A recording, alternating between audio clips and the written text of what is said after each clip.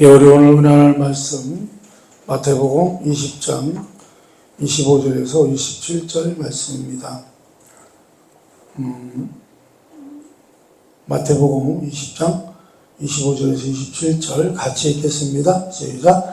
예수께서 제자들을 불러 이르시되 이방인의 집권자들이 그들을 임의로 주관하고 그 고관들이 그들에게 권세를 부리는 줄을 너희가 알거니와 너희 중에서는 그렇지 않아야 하나니 너희 중에 누구든지 크고자 하는 자는 너희를 섬기는 자가 되고 너희 중에 누구든지 으뜸이 되고자 하는 자는 너희의 종이 되어야 하리라. 아멘. 우리가 세상에서는 성공하고 훌륭해지고 권세를 부리는 것, 높은 자리에 올라가서 권리를 주장할 수 있는 그런 사람이 되는 것. 이제 그런 것을 세상에서는 어떻게 해요? 잘 나간다. 잘하고 있다. 이렇게 얘기를 하죠. 그런데 하나님 나라에서는 그렇지가 않다는 거예요. 하나님 나라에서는 그렇지 않다고 말씀하고 있습니다. 뭐라고 말씀하죠? 하나님 나라에서는 으뜸이 되고자 하는 자는 오히려 뭐가 되어야 돼요? 종이 되어야 된다. 이렇게 얘기를 해요. 그러니까 우리 신앙인들은요, 어디 가서 그 높은 자가 되려고 하면 안 된다는 거죠. 으뜸이 되려고 하면 안 되는 거예요. 우리는 어때요? 섬기는 자가 되어야 되고, 우리는 그 종이라는 뜻이 섬긴다는 뜻이잖아요. 섬기는 자가 되어야 된다라는 것입니다. 그러나 우리는 어때요? 우리는 사실은 이 신앙이라는 이름을 가지고 권리를 주장할 수 있기를 원한다는 거예요. 요즘 신앙인들이 그렇다는 거예요. 그래서 일반적으로 모든 그 교인들이 받는 유혹은 이 기독교가 힘과 권세를 가지기를 바라는 그런 유혹을 가지고 있다는 것입니다. 그러다 보니까 우리는 모두 섬겨야 되고 이 종이 되어야 된다고 하는 이 신앙의 진정한 원리를 이해하지 못하고 있다. 사실 그렇죠. 종된 삶을 살아라 이렇게 얘기하면 싫은 거죠. 그렇죠? 그래서 신앙을요, 세상에서 잘 나가는 것처럼 남을 부려먹고 특권과 권세를 부리는 것으로 생각하기 시작하면서 모든 사람은 사실상 진정한 신앙에서 떠나게 됐다는 거예요.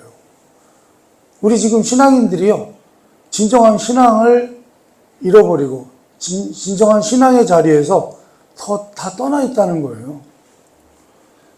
신앙이란 여러분의 자존심을 내세우거나 여러분의 이름을 드러내기 위해서 하나님이 주신 것이 아니라는 것입니다. 주인이 종에게 맡긴 것 같이 하나님께서 우리에게 맡기신 것입니다. 그리고 우리가 꼭 알아야 할 것은요, 우리 하나님은요, 우리 대부분 성도들에게 뭔가 큰 일을 하라고 맡기시지 않는다는 거예요. 뭐 큰 일을 맡겨야 할 수 없는 걸 아시기 때문에도 그렇습니다만,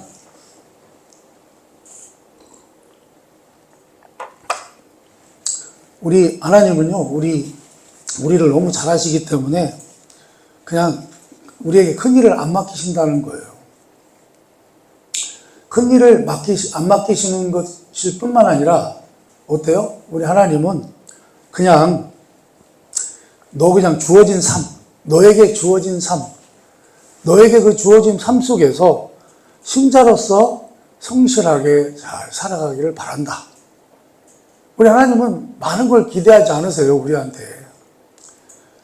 그냥 어떻게 해요? 여러분의 가정, 여러분의 일상, 여러분의 직장, 뭐 이런 데서요, 어떻게 하라는 거예요? 신자답게 성실히 살아가라는 거예요. 그게 우리에게 뭐 하신 거예요? 하나님이 맡겨주신 거라는 거예요. 우리에게 맡겨주신 일이라는 거예요. 근데 우리는 어떻습니까?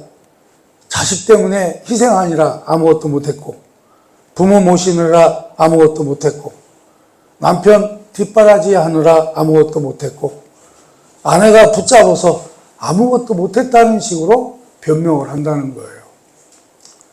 만약에 나에게 이런 장애물이 없었더라면 나도 한 자리 했을 것인데, 이렇게 말도 안 되는 상상을 한다는 거예요. 그러면서 마음속 깊은 곳에는 하나님에 대한 원망이 있다는 것입니다. 어떤 원망이요? 하나님은 왜 이렇게 저를 좀 크게 쓰시고 그냥 좀 많은 걸 주셔지, 그냥 간당간당하게 그냥 살 수 있게 해주셔가지고 어떻게 해요? 맨날 이렇게 지지고 뽑고 그날인 생활을 하게 하셨느냐. 응? 그런 것 때문에 불만을 가진다는 거예요. 그러나 여러분, 그냥 우리에게 주어진 상황에서 신자답게 사는 것이 가장 행복한 것임을 기억하시기 바랍니다. 여러분, 마태복음 25장에 보면 비유들이 많이 나와요. 비유들이 나오는데 그 중에 마지막 비유가 뭐냐면 우리 예수님께서 심판하시는 장면이 나와요. 심판하시는 장면이 나오는데 이 마지막 심판 때에 모든 민족들을 그 앞에 모아놓고 각각 분별하기를, 목자가 양과 염소를 분별하는 것 같이 하실 것이다. 그런 그 말씀이 나와요. 그때 복 받을 자들에게 뭐라고 말씀하시는가, 그것을 한번 읽어봅니다. 마태복음 25장 35절에 36절입니다. 한번 읽어봅니다. 시작. 내가 줄일 때 너희가 먹을 것을 주었고, 목마를 때 마시게 하였고, 나그네 되었을 때 영접하였고, 헐벗었을 때 옷을 입혔고, 병들었을 때 돌보았고, 옥에 갇혔을 때 와서 보았느니라. 아멘. 그때 그 말을 들은 의인들은 뭐라고 얘기를 해요? 아니, 우리가 언제 그랬어요? 주님, 우리가 언제 그랬나요? 저는 기억이 안 나는데요. 그랬더니 주님이 뭐라고 말씀하세요? 너희가 여기 내 형제 중에 지극히 작은 자 하나에게 한 것이 곧 내게 한 것이니라. 이렇게 말씀합니다. 그러면서 여러분, 이게 뭐라는 거예요? 이게 바로 하나님의 일이라는 거예요. 우리 형제 중에 어떻게 해요? 지극히 작은 자 하나에게 하는 것. 그를 섬기고 그를 돌보는 것. 그게 뭐예요? 하나님 일이라는 거예요. 그게 우리에게 맡겨주신 일이라는 거예요. 그런데 우리는 어떻습니까? 우리는 세상의 욕심과 죄악된 본성으로 인해서 우리는 자꾸 이 땅에서 승리와 영광을 찾는 우리의 삶을 자꾸 살아가려고 합니다. 내가 우위에 서고 싶고 내가 속한 집단이 잘 나가기를 원하는 것입니다. 그래서 여러분, 우리는요 항상 하나님 앞에 내가 지금 어디에 보냄을 받고 있는가, 내가 지금 하나님께 어디에 보냄을 받고 있는가, 그리고 보냄받은 그곳에서 거기에 맡겨진 일들을 내가 해야 할 책임으로 성실히 수행하고 있느냐라는 것입니다. 여러분, 우리가 가정들을 보면 어떻습니까? 문제가 없는 가정이 있나요? 가정도요, 다 문제가 있어요. 다 행복할 것처럼 보여도요, 다 들어가 보면 그냥 다 가정의 문제투성이에요. 왜 그렇습니까, 여러분? 왜 그렇습니까? 그것은요, 죄인들끼리 모여 살기 때문에 그렇습니다. 죄인들끼리. 우리 속에 있는 그 죄성들, 본성들이 있기 때문에, 본성을 가지고 살기 때문에 그렇다는 것입니다. 왜요? 이기적이잖아요. 요즘은 사람들이 다 이기적이에요. 이기적인 사람들끼리 합의를 해요. 그러니까 이기적인 사람들은 합의를 할 때 어떻게 합의를 합니까? 서로 자기 좋은 쪽으로 주장을 하는 거예요. 서로 자기 좋은 쪽으로 주장을 하니까 어떻게 돼요? 늘 결론은 싸우게 된다라는 것입니다. 그래서 이런 싸움의 배경은 다 뭐 때문이라고요? 다 죄악된 본성 탓이라는 것입니다. 그러므로 이제 우리가 신앙인이 되었잖아요. 그러니 이제 달라져야 한다는 거예요. 신앙인이 됐으니 달라져야 돼요. 이제는 달라져야 합니다. 생각이 달라져야 한다는 것입니다. 예수님께서 우리를 위하여 십자가를 지러 오신 것 같이 우리도 보냄을 받은 줄 알아야 된다는 거예요. 뭐라고? 너도 네 십자가를 져라. 이렇게 하신다는 거예요. 그래서 누구든지 나를 따라오려거든 자기를 부인하고 자기 십자가를 지고 나를 따를 것이라 라고 우리 주님이 말씀합니다. 그렇게 내가 보냄을 받았다는 거예요. 여러분, 아내든 남편이든 자식이든 이웃이든 동료든 친구든 사실 여러분 내 마음에 맞는 사람이 누가 있습니까? 내 마음에 맞는 사람이 없어요. 근데요, 마음에 들 때가 딱 한 번씩 있어요. 언제요? 내 편을 들어줄 때. 내 편을 들어줄 때만, 그때만 어떻게 해요? 한 번씩 마음에 들어요. 그거 빼놓고는 마음에 드는 게 없어요. 우리는 그러나 어떻게 해요? 그 사람들을 섬기고 살아야 한다는 것입니다. 아첨을 떨라는 것이 아닙니다. 이것이 성경이 우리에게 가르치는 것입니다. 여기 내 형제 중에 지극히 작은 자 하나에게 한 것에서 하나에서 의미하는 작은 자는 누구입니까? 여러분, 우리가요, 어떤 일을 맡았을 때 어떤 일을 맡은 것보다도 중요한 것은 무엇입니까? 그 맡은 일에 대해서 우리가 얼마나 충성되게 수행하느냐. 그것이 바로 그 사람에게 가치가 있는 것입니다. 왜 그렇습니까? 하나님께서 맡기신 일이기 때문에 그렇습니다. 여러분, 그래서 맡은 일에 대해서 어떻게 반응하느냐 하느냐가 그 종의 평가의 기준이 될 것입니다. 여러분은요, 삶에 일어나는 모든 환경과 조건들에 대해서 여러분은 그것 자체가 자신에 대한 평가라고 생각을 합니다. 그래서 자신의 지금 형편과 지위에 대해서도 무시하고 거기서 져야만 하는 모든 짐에 대해서 외면을 하고 있다라는 것입니다. 그러니 여러분, 어떻게 해야 돼요? 여러분, 지지고 볶는 삶을 사시기 바랍니다. 무엇이 그렇습니까? 산다는 게 원래 그렇다는 거예요. 사는 게 뭐예요? 그냥 지지고 볶고 사는 거라는 거예요. 그 막중한 인물을 외면해서는 안 된다는 것입니다.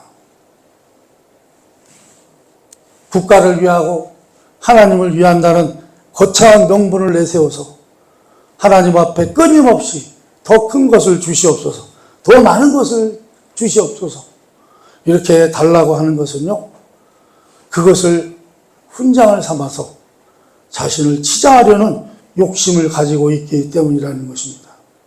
그래서요, 이것을 지금 꾸짖고 있는 것입니다.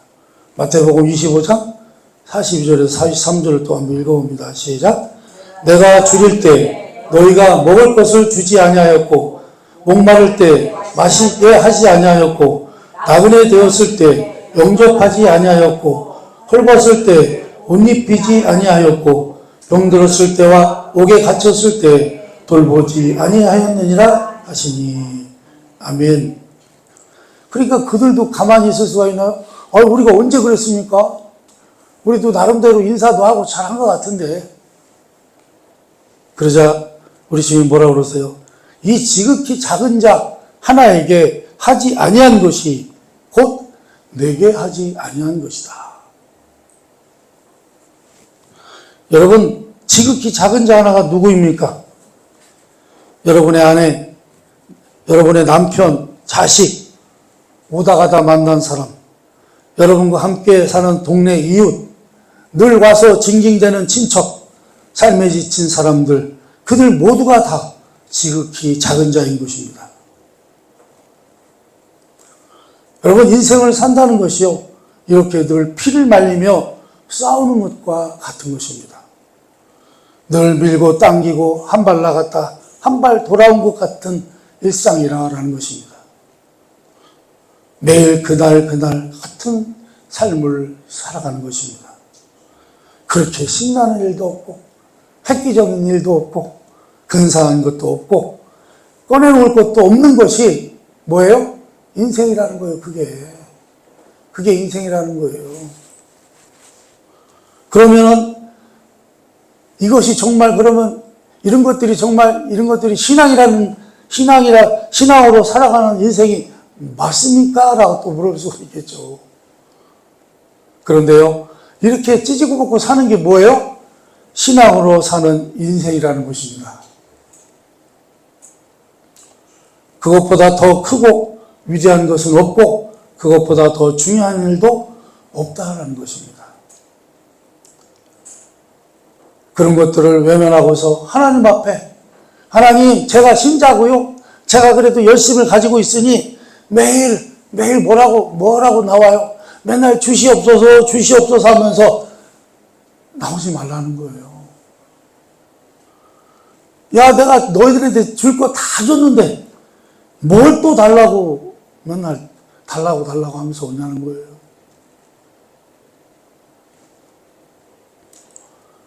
여러분, 우리 하나님께서 소돔과 고모라가요, 너무 타락하고 악하고 보다 못해서 거기를 멸하시려고 오셨잖아요. 오셨는데 그 소돔과 고모라에 누가 살고 있었냐면 룻이 살고 있었습니다. 룻은 의인이잖아요. 사는 거는 의인이 아니처럼 살았지만 하나님의 사람이었습니다. 룻은 아브라함을 떠나서 그 성에 살면서 너무나 타락한 문화 환경 때문에 아마도 양심의 많은 가책을 느끼면서 살고 있었을 것입니다. 아브라함이 하나님께 여쭙니다. 의인 10명이 있으면 그 악당들 때문에 그 의인 10명도 함께 죽이시겠습니까? 그러니까 우리 주님 뭐라고 말씀하셨어요? 아니, 의인 10명 있으면 내가 그 의인 10명 그놈들 때문에 어떻게 해요? 나머지 악당들을 다 살려주겠다. 그러나 어떻게 해요? 여러분, 그 의인 10명이 없어서 다 죽었습니다. 그러니 지금 우리에게도 뭘 물어보고 계신 거예요? 지금 여기에 의인 10명이 있느냐라는 것입니다. 의인 한 사람이 된다는 것, 성도 한 사람이 신앙을 지킨다는 것이 얼마나 큰 것이고 중요한 것인지 잘 아시기를 바랍니다. 그것을 알아야 하는 것입니다. 그렇게 해야만 그렇게 튼튼한 가정을 만들어내고 튼튼한 교회를 세우고 튼튼한 회사를 세우고 튼튼한 사회가 만들어지고 튼튼한 나라가 되는 것입니다. 우리 한국교회는요, 지금은 한 500만이나 되려나요? 개신교 한 500 정도 되려나 모르겠어요. 그런데 하여간 1000만이라고 우기죠. 1000만이라고 우기고는 있는데, 그러나 그것이 중요한 것이 아니라 이 중에 예수 믿는다고 하고 기독교 신자라고 하는 사람들 속에 의인 10명이 있느냐라는 것입니다. 그러면 여러분은 어떻게 대답하실 수 있습니까? 제 대답은 글쎄요입니다. 글쎄요.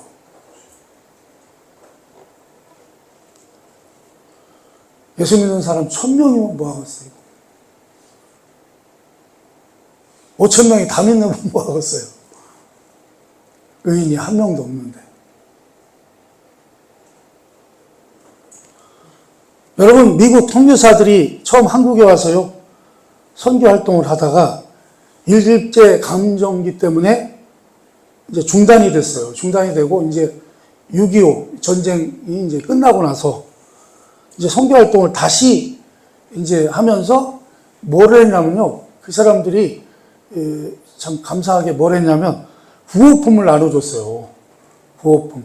그래서 우리도 부호품을 나눠먹은 세대 중에 얻어먹은 세대 중에 한 사람인데, 학교 다닐 때는 이제 빵 같은 거 이렇게 거기서 얻은 밀가루로 이렇게 얻어먹기도 하고 그랬는데, 누구야? 이 대전에 유명한 성심당 빵집 있잖아요. 그 빵집 사장님도 빵집을 뭘로 시작한 줄 아세요? 미군이 준 부호 물품 밀가루 가지고 빵집 시작한 거예요. 처음에는 뭐 풀빵 장사나 했겠죠. 근데 지금은 뭐 줄 서서 먹는 빵집이 됐습니다만. 예. 여러분, 그래서요, 이 선교사들이 그 부호품을 나눠주기 위해서 전에는요, 교회를 통해서 부호품을 나눠줬어요. 그러다 보니까 성도 수를 좀 조사해서 좀 적어서 좀 보고해달라 이렇게 했어요. 근데 몇 명이라고 보고했을까요? 그때는 뭐 성도가 그렇게 많았겠어요? 많아봐야 몇백만 명 됐을라나 모르겠는데, 하여간 그랬는데, 여러분, 그 수가, 조사한 수가 어떻게 되는 줄 아세요, 여러분? 그 당시에 대한민국 전체 인구수보다 많더라는 거예요. 다 거짓말로 그 부호품 많이 받으려고. 그래서요, 선교사들의 그 계획이 물거품이 됐다는 거예요. 그렇습니다, 여러분. 그렇게 해요. 그런 식으로요, 욕심을 내는 교인들만 대량 생산이 됐다는 거예요. 의인이 생산이 된 게 아니라, 어떻게 해요? 욕심내는 교인들만 대량 생산이 됐다는 거예요.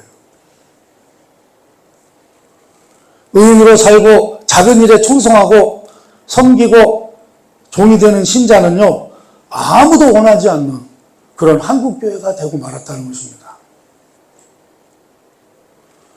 우리는 이제 결정해야 합니다. 남이 어떻게 보느냐가 아니라 하나님이 어떻게 보시느냐에 대해서 우리는 민감해야 하는 것입니다. 이제 여러분이 어떻게 할 것인가 결정하고 새해를 맞는 여러분 되시기를 바랍니다. 정말 신자로 살 것인가? 아니면 앞으로도 계속해서 거짓으로 살아갈 것인가? 여러분, 왜 세상이요, 교인들에 대해서 시비를 걸고 넘어집니까? 세상 사람들이 봐도요, 교인들이 뭐 다른 게 없어요. 지네나 교인이나 다를 게 없어. 세상 사람과 똑같거나, 어떻게 해요? 더 못됐거나, 심하게 굴더라는 거예요, 행동이. 여러분, 예수 믿는 사람들은요, 세상 사람보다 욕심이 하나가 더 있습니다. 그렇죠? 무슨 욕심입니까? 세상 욕심 플러스 신앙 욕심이라는 거예요. 여러분, 요즘 총각들이 왜 기독교 청년들이 장가를 못 갑니까? 기독교에 속한 아가씨들이 뭘 바래요? 돈도 있고 능력도 있어야 되는데요. 플러스 거기에 뭐도 있어야 돼요? 신앙도 있어야 돼요, 신앙도.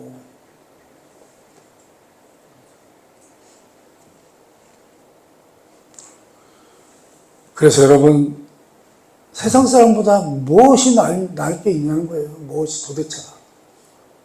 무엇이 다른 점이 있냐는 것입니다. 그래서 우리는요, 우리 자신 스스로에게 물어보고 절망해야 하는 것입니다. 하나님 앞에 무릎을 꿇고 기도해야 하는 것입니다. 하나님, 제가 예수 믿는다고 자칭 고백하는 사람입니다. 이 고백이 헛되지 않게 도와주십시오. 저를 제 욕심대로 놔두지 말아 주십시오. 라고 기도해야 한다라는 것입니다. 로마서 14장 7절에서 9절 말씀 또 보겠습니다. 시작. 우리 중에 누구든지 자기를 위하여 사는 자가 없고 자기를 위하여 죽는 자도 없도다.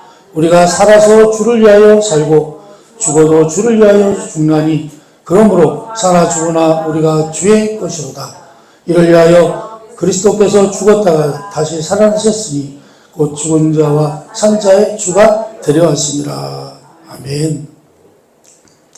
그래서 여러분 하루하루 똑같이 반복되는 일상의 삶에서 여러분은 이제는 세상과는 다른 그런 인생을 살아가시기를 바랍니다.